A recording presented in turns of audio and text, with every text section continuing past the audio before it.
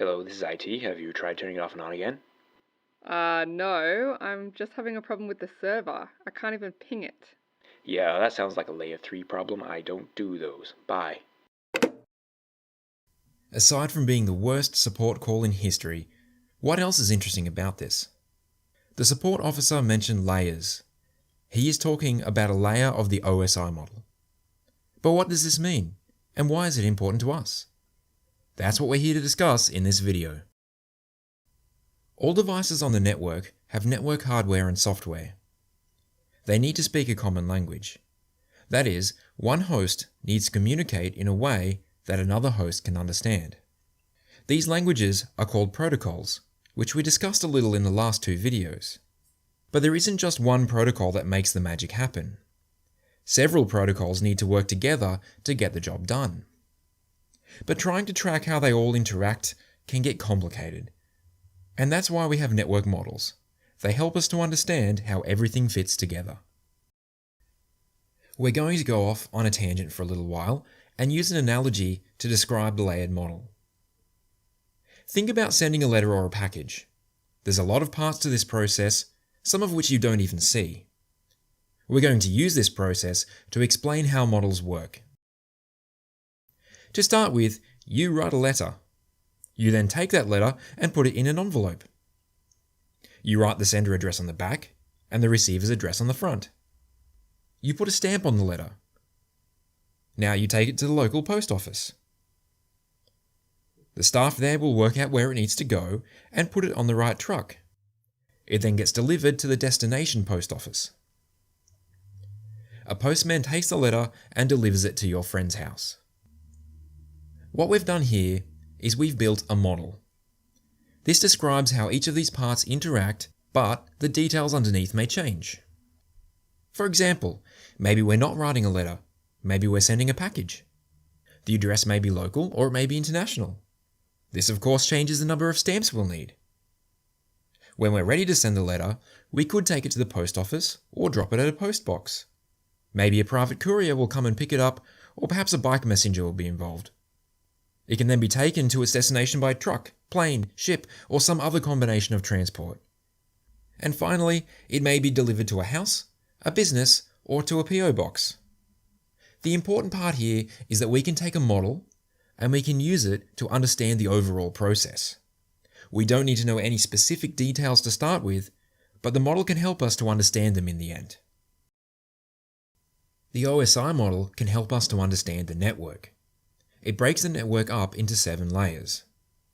These layers are physical, data link, network, transport, session, presentation, and application. And if that's a bit tricky to remember, think of this mnemonic. Please do not throw sausage pizza away. I know it's a bit silly, but it helps us to remember the layers and their order. Notice that these are all generic layers. There's no Ethernet layer or email layer. The OSI model is not about specific technologies, but rather how they fit into the network stack. Imagine that we have an application on one host that needs to send data to an application on another host. Let's now see how this data moves through the OSI model. The data, as the application sees it, starts at the application layer. This is where network APIs and apps that access the network live. For example, this includes FTP and web browsing. The data needs to be in a format that can be easily understood. That's what the presentation layer is for. Anything related to data formats lives here, such as image and video files. The session layer tracks application processes. This includes remote procedure calls and service requests. Think of this layer as building a session between a local application and a remote one. You can probably see that the session, presentation, and application layers work with very large pieces of information. But that doesn't work well for lower layers. For instance, what if the data you're transferring is very large? Maybe this doesn't seem like a problem on the surface, but what happens if you get right to the end of the transfer and the connection is interrupted? You would have to start the whole transfer again. Also, any other application that wants to use the network would have to wait until this transfer is complete. Fortunately, there's a way around this. When the data reaches the transport layer, it is broken into manageable chunks. Now, if there's a problem with the data, only one chunk of data needs to be resent, not the entire file. Also, apps can take turns at sending chunks of data, rather than one app hogging the host's resources. This is called multiplexing. Sometimes we need to add more information. Adding the destination address is an example of this. Any information we add to the front of our data is called a header. Any information we add to the back is called a trailer. As you can see, each piece of data gets bigger and bigger as it moves through the network stack. Eventually, the data reaches the physical layer, where it is transmitted over cable or wireless to a remote host. The remote hosts receive the data at the physical layer. The process is then reversed. The data flows back up through the layers. Each layer does its job, removing headers and trailers and converting the data until it is in a form that the application can understand. Can you see here that each layer will only communicate with the layer above and the layer below? Each layer has its own job to do and doesn't get involved with other layers, other than to pass and receive data. You can probably see how this makes it easy to combine different protocols to achieve different tasks. Now, I'm going to pose you a scenario. You're working in the network team and users are complaining that a new high bandwidth application is causing the network to slow down. Which layer do you think needs to be addressed? Well, I'm going to leave that for you to think about. I'll put the answer on the website if you're curious. We'll now take a closer look at what each layer does. Afterward, we'll run through an example of how this might work. Developers and application specialists spend a lot of time in the upper layers. This starts with the application layer. This is not strictly the application itself, but rather it's how the application accesses the network. Some examples of this include web browsing, accessing emails, and transferring files. It also includes management sessions like SSH, Telnet, and RDP. The application may contain a lot of data. This data may not always make sense to the rest of the network, so the presentation layer helps by converting it if needed. This conversion may also include services like encryption and compression. File formats also live here, including images and video files. An application may need to talk to several other endpoints, so it is important to track where these conversations are occurring. Each of these conversations is called a session. It's not surprising that this is handled at the session layer.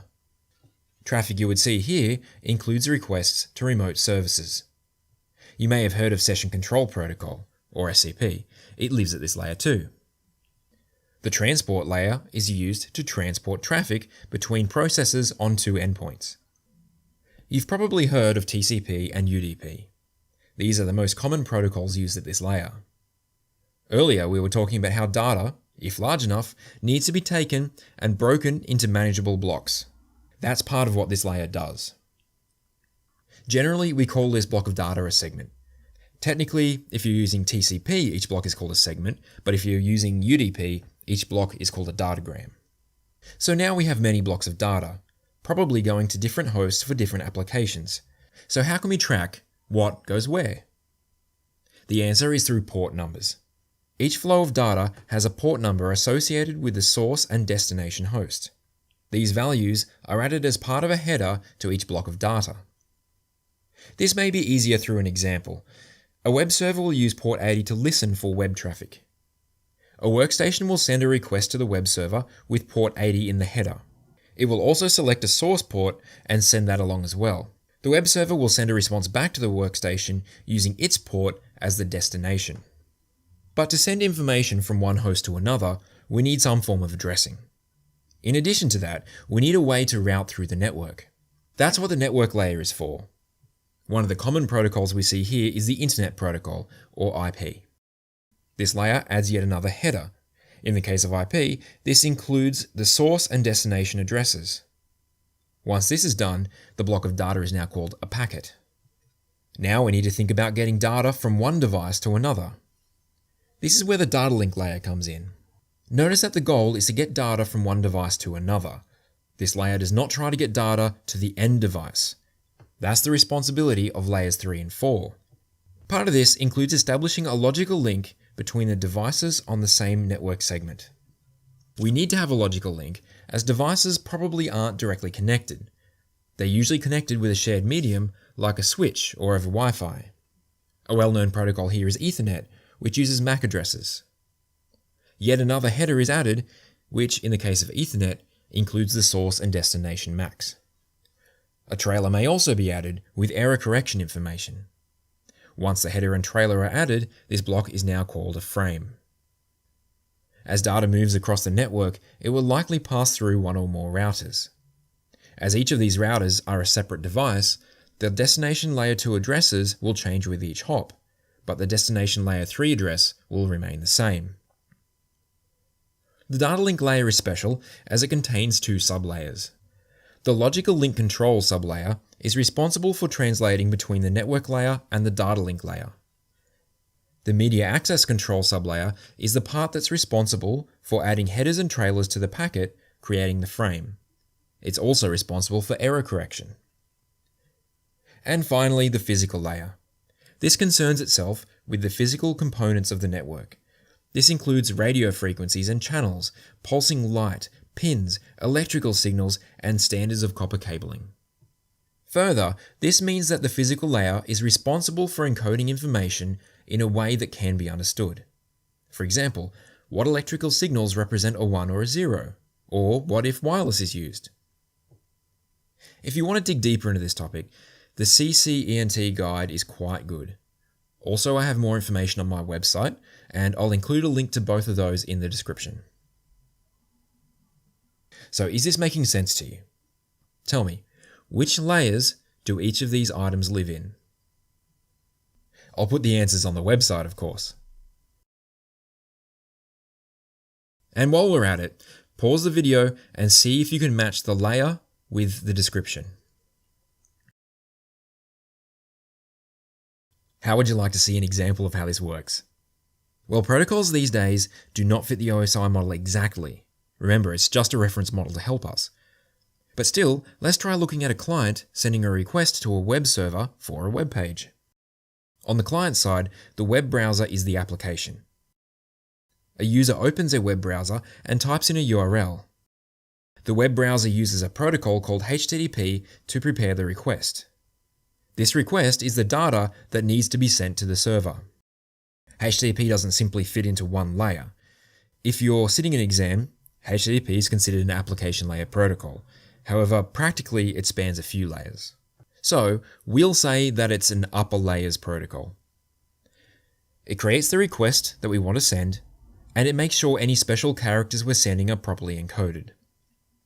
HTTP doesn't really manage a session in the upper layers. That's managed by the transport layer. At this layer, a protocol called TCP is used. One of the first things that TCP will do is break the data into segments. We're only talking about a small request here, so TCP shouldn't really need to break up anything in our particular case. It does still need to create the session we were just talking about. The first part of this is assigning port numbers. HTTP usually uses port 80 on the server side. This is the destination port. The client simply generates a random port number and uses this as the source port. These port numbers are added to the data in the form of a header. TCP then stores all this information in memory. This is how it keeps track of the session and knows which application is waiting for the response. Now the network will add addressing information. In our case, we're using IP addressing. It firstly needs to know where to send the request, which it can get from the URL. This becomes the destination address. It also needs the address of the client, so the web server will know who to respond to. This is the source address. These addresses are added to the segment as a header. They are also stored in memory along with port numbers to track the session. But you've probably noticed that the client and server are not directly connected. They're on different networks which are joined by a router. So the packet can't be sent straight to the server. It needs to be sent to the router first. In our data link layer, we have the Ethernet protocol. This creates a logical session with the router. Ethernet will create a header for the packet containing the router's MAC address as the destination and the client's MAC address as the source. Notice that we don't need any MAC addresses for the switch. A simple switch operates at layer 2. It's only there to forward frames to the correct device. Ethernet also includes a small piece of error correction information called a CRC at the end of the packet. And finally, it's time to convert the frame into bits and put them on the wire to be transmitted. Our data moves through the switches without being altered and arrives at the router. The router then takes out the source and destination MAC addresses. It now puts the server's MAC as the destination and its own MAC as the source and sends the packet on. It also generates new error checking information. The server's NIC receives the electrical signals from the cable. At the data link layer, the server will check that there are no errors with the frame by checking the trailer. If all is good, it strips off the layer 2 header and trailer and inspects the IP address information at layer 3. It will check that this packet was indeed meant for itself, and it will store the source and destination IP addresses in memory so it can reply later. It now strips the layer 3 header off and looks at the source and destination ports. It will store these ports in memory along with the IP addresses. In this way, it has also established a session with the client. It sees that the destination port was port 80, and it knows that it has web server software listening on port 80. The data is then given to the correct application, and HTTP will take it from there. The server will of course want to send a response. It will go through the same process to send that over to the client. The next video of this series will take a look at how IP addressing works. I hope to see you there.